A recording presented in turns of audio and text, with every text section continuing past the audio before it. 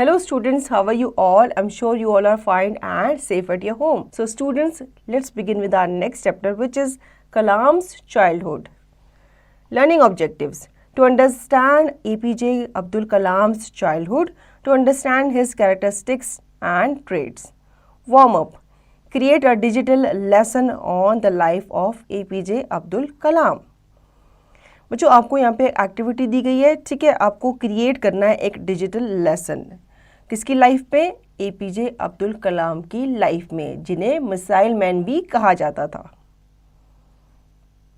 APJ Abdul Kalam 1931 to 2050 is also popularly known as the Missile Man. He was a notable scientist and engineer. He served as the President of India from 2002 to 2007.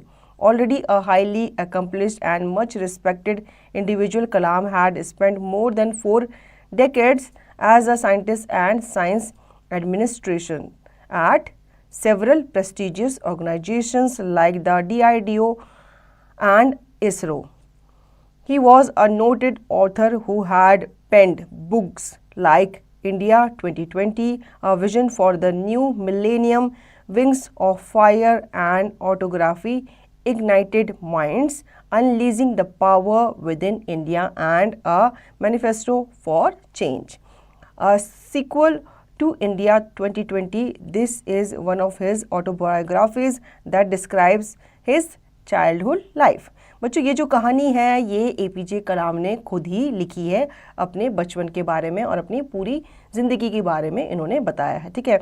इनको missile man के नाम से जाना जाता था और ये एक नोबल साइंटिस्ट और इंजीनियर भी थे, ठीक है।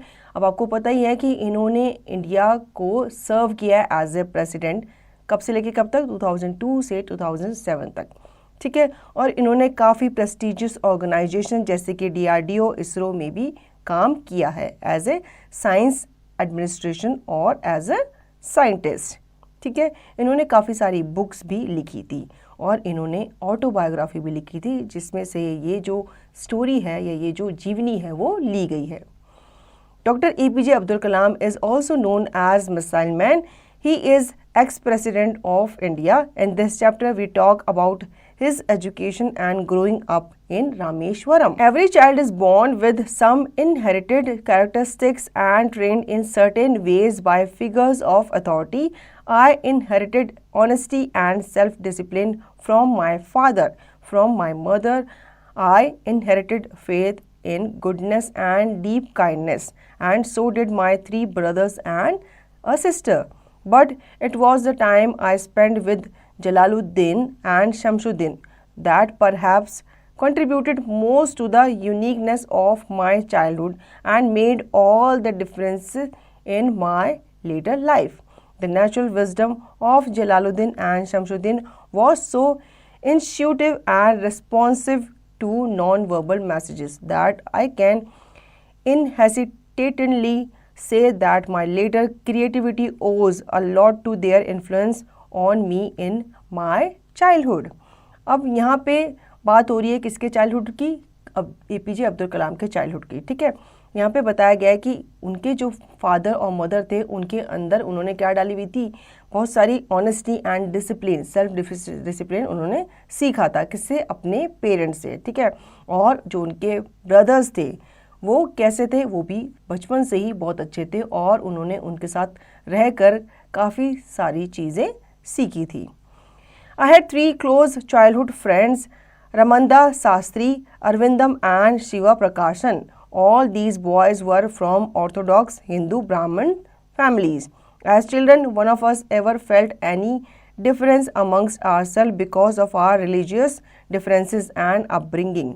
In fact, Ramanda Sastri was the son of Pakshi Lakshmana Sastri, the high priest of the Rameshwaram temple. Later, he took over the priesthood of the Rameshwaram temple from his father.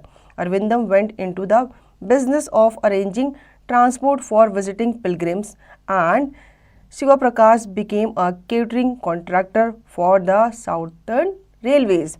अब वो कहते हैं कि मेरे मतलब childhood में जो योगदान दिया गया था वो सिर्फ मेरे ब्रदर्स के द्वारा ही नहीं दिया गया था, बल्कि मेरे क्लोज चाइल्डहुड फ्रेंड्स भी थे। कौन कौन से? रमंदा शास्त्री, अरविंदम एंड शिवा प्रकाशन। जो मेरे साथ खेला करते थे और वो हिंदू ब्राह्मण फैमिली से बिलोंग करते थे। ठीक है, एज ए चिल्ड्रन उन्होंने कभी भी मेरे बीच में अपने मतलब क्या किया, कभी रिलीजियस दीवार को नहीं आने दिया, मतलब कभी भी उन्होंने मेरे साथ भेदभाव नहीं किया। ठीक है, बाद में जाकर वो बताते हैं कि मेरे जो फ्रेंड्स थे वो बड़े हो गए थे, तो उनमें से एक जो था वो प्रीस्टहुड की तरफ चला गया था, मतलब प्रीस्ट बन गया था। ठीक है, दूसरा जो था वो बिजनेस संभालने लग गया था। ठीक है, और तीसरा जो था वो साउदर्न रेलियस में काम करने लग गया था। On the whole, the small society of Rameshwaram was very rigid in terms of the segregation of different social groups. However, my science teacher Shiva Subramanya Iyer, though an orthodox Brahmin, was something of a rebel. He did his best to break social barriers so that people from varying backgrounds could mingle easily. He used to spend hours with me and would say, Kalam, I want you to develop so that you are on par with the highly educated peoples of the big cities. ठीक है, अब वो बहुत छोटी सी city से belong करते थे, लेकिन वहाँ पे क्या होते थे, समाज में अभी भी सोशल ग्रुप्स को क्या किया जाता था, अलग अलग रखा जाता था। ठीक है, लेकिन वो कहते हैं मेरे साइंस टीचर जो थे वो इतने अच्छे थे कि वो किसी पे भेदभाव नहीं करते थे, मतलब सबको एक समान ही समझते थे और लोगों को भी ये कहा करते थे कि भाई तुम भी सबको एक समान समझो, किसी के साथ मतभेद मत रखो, किसी के साथ भेदभाव मत रखो। When the Second World War was over, India's freedom was imminent. Indians will build their own India, declared Gandhi ji. The whole country was filled with an unprecedented optimism. I asked my father's permission to leave Rameshwaram and study at the district headquarters in Ramanathapuram. अब वो कहते हैं कि जब second world war हुआ था ना, तो इंडिया को क्या मिली थी, फ्रीडम मिली थी। ठीक है, इंडिया जो था अब कहाँ से आज़ाद हो गया था, वो अंग्रेज़ों से आज़ाद हो गया था। ठीक है, और गांधी जी ने डिक्लेयर कर दिया था कि अब इंडियन जो हैं वो अपना खुद का क्या बनाएंगे, इंडिया बनाएंगे। ठीक है, जो पूरी कंट्री थी वो हर्षोल्लास से भर गई थी कि अब जो ब्रिटिशर्स हैं वो हमारा देश छोड़ के चले गए, अब हम आज़ाद हो गए, अब हम अपनी मर्ज़ी से जिएंगे या अपनी आज़ादी से हम रहेंगे। उस टाइम पे उन्होंने अपने फादर से कहा था, किसने, एपीजे अब्दुल कलाम ने अपने फादर से परमिशन ली थी कि वो रामेश्वरम छोड़ के जाना चाहते हैं और वो रामनाथपुरम में हेडक्वार्टर्स है, वहाँ पे वो स्टडी करना चाहते हैं। He told me as if thinking aloud, Abdul, I know you have to go away to grow. Does the seagull not fly across the sun alone and without a nest? You must forego your longing for the land of your memories to move into the dwelling place of your greater desires. Our love will not bind you, nor will our needs hold you. He quoted Khalil Gibran to my hesitant mother. Your children are not your children. They are the sons and daughters of life's longing for itself. They come through you but not from you.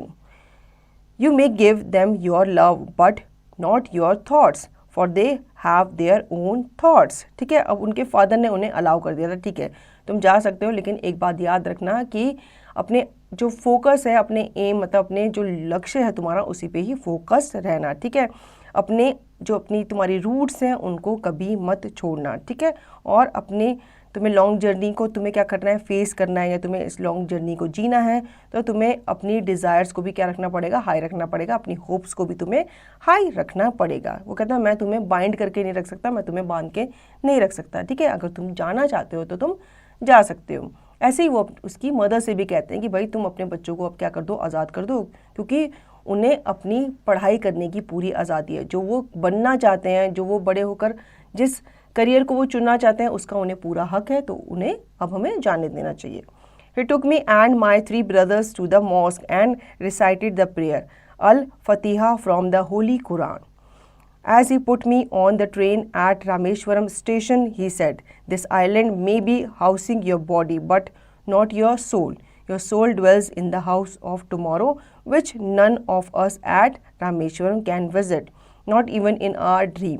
May God bless you, my child." ठीक है, अब उसके father जो थे वो उन्हें कहाँ ले गए थे, मस्जिद में ले गए थे। वहाँ पे उन्होंने क्या किए, उन्हें होली कुरान पढ़ाई। ठीक है, और फिर वो उन्हें रेलवे स्टेशन भी छोड़ने के लिए गए, और वो कहते हैं कि अब तुम यहाँ से अपना सफ़र जो है अकेले तय करोगे। ठीक है, और कभी भी अपनी रूट्स को मत भूलना। Shamsuddin and Ahmed Jalaluddin travel with me to Ramanathapuram to enroll me in Schwartz high school and to arrange for my boarding there. Somehow I did not take to the new setting. The town of Ramanathapuram was a thriving town of some 50,000 people. But the order and harmony of Rameshwaram was absent. I missed my home and grabbed every opportunity to visit Rameshwaram. The pull of educational opportunities at Ramanathapuram was not strong enough to make me forget the attraction of Poli, a South Indian sweet my mother made. In fact, she used to prepare 12 distinctly different varieties of it, bringing out the flavor of every single ingredient used in the best possible combination. तो बच्चों अभी APJ जो थे वो बहुत छोटे थे, तो उनके जो दोनों भाई थे ना, शमशुद्दीन एंड जलालुद्दीन, वो उनके साथ ट्रेवल करके गए कहाँ तक, रमनाथापुरम तक। ठीक है, वहाँ पे जो हाई स्कूल था, वहाँ पे जो बोर्डिंग स्कूल था, वहाँ पे उनके लिए पूरा अरेंजमेंट किया हुआ था। तो वो सब देखने गए थे कि भाई हमारा भाई यहाँ पे ठीक से रहेगा। ठीक है, उसके बाद वो वहाँ से चले गए थे। फिर उन्होंने अपनी सेटिंग की, जैसे तैसे वहाँ पे उन्होंने एडजस्ट किया। ठीक है, जो टाउन था रामनाथम का, वो काफ़ी थ्राइविंग टाउन था। ठीक है, वहाँ पे 50,000 पीपल क्या करते थे, काम करते थे। लेकिन वो कहते हैं कि रामेश्वरम जो उनका गांव था, उसका जो चार्म था वो वहाँ पे एब्सेंट था। मतलब उसे वो क्या कर रहे थे, वहाँ रहकर मिस कर रहे थे अपने गांव को। ठीक है, उनकी मम्मा जो थी वो पोली एक डिश होती है वो बनाया करती थी, तो उन्हें अपनी मम्मा के हाथ की पोली बहुत याद आ रही थी, बहुत उसको क्या कर रहे थे, मिस कर रहे थे। उसका जो स्वाद था वो उसे क्या कर रहे थे, मिस कर रहे थे। Despite my homesickness, I was determined to come to terms with the new environment because I knew my father had invested great hopes in my success. My father visualized me as a collector in the making, and I thought it my duty to realize my father's dream. Although I desperately missed the familiarity, security and comforts of Rameshwaram. अब वो कहते हैं कि मैं अपने घर को इतना मिस कर रहा था कि मैं होम सिक हो गया था। तो कहता कि मेरी होम सिक को अगर साइड में रखा जाए तो मैं क्या था, मैं डिटरमाइन था इन टर्म्स ऑफ जो मेरे पापा ने मुझसे कहा था। ठीक है, मेरे पापा ने मुझ पे होप अपनी जताई थी कि मैं कुछ बन के उन्हें दिखाऊंगा। तो वो कहता है कि मैं उस चीज़ को मैंने अपने माइंड में रखा और मैंने अपनी होम सिकनेस को जो मैं याद कर रहा था, मैंने उसे क्या किया, साइड रखा। Jalaluddin used to speak to me about the power of positive thinking, and I often recalled his words when I felt homesick or dejected. I tried hard to do so as he said, which was to strive to control my thoughts and my mind, and through these to influence my destiny. Ironically, that destiny did not lead me back to Rameshwaram, but rather swept me farther away from the home of my childhood. तो बच्चों वो कहते हैं कि जलालुद्दीन जो उनका भाई था वो उनसे हमेशा कहा करता था कि पॉजिटिव थिंकिंग हमेशा तुम्हें अपने साथ रखनी चाहिए। मतलब पॉजिटिव थिंकिंग की इतनी पावर होती है कि वो आपको अपने एम को, अपने लक्ष्य को पाने में क्या करती है, हेल्प करती है। तो उनकी लाइफ में जो उन्होंने अचीव किया उसके पीछे उनके कहीं ना कहीं उनके फादर के कहे हुए वर्ड्स, उनके भाई के कहे हुए वर्ड्स ने उन्हें क्या किया था, हमेशा इंस्पायर किया था और हमेशा वो इंस्पायर्ड रहते थे। ठीक है, अब वो अपनी फैमिली से अलग रहते थे, हालांकि उन्हें मिस किया करते थे, उनके साथ जो वो खेला करते थे, टाइम स्पेंड किया करते थे, वो चीज़ें उन्हें काफ़ी याद आती थी। लेकिन कहीं ना कहीं उनके माइंड में ये चलता रहता था कि मेरे पापा ने मुझसे कुछ कहा है, उनकी कुछ होप्स हैं, उनकी कुछ डिज़ायर्स हैं, वो मुझे क्या करनी है, फुलफ़िल करनी है, और मैं इसीलिए अपने घर वापस नहीं जा सकता। मुझे क्या करना है, अब मुझे आगे बढ़ना है और मुझे उन्हें कुछ बन के दिखाना है। ठीक है, तो ये सोच के साथ वो आगे बढ़े और आपको पता ही है वो इंडिया के ग्रेट मैन कहलाते थे, मिसाइल मैन कहलाते थे। तो बच्चों आई होप आपको ये स्टोरी बहुत इंस्पायर की होगी और आपको इस स्टोरी से काफ़ी इंस्पिरेशन भी मिली होगी। अब स्टोरी का रिवीजन और इसकी दी गई एक्सरसाइज की प्रैक्टिस आप खुद से करेंगे।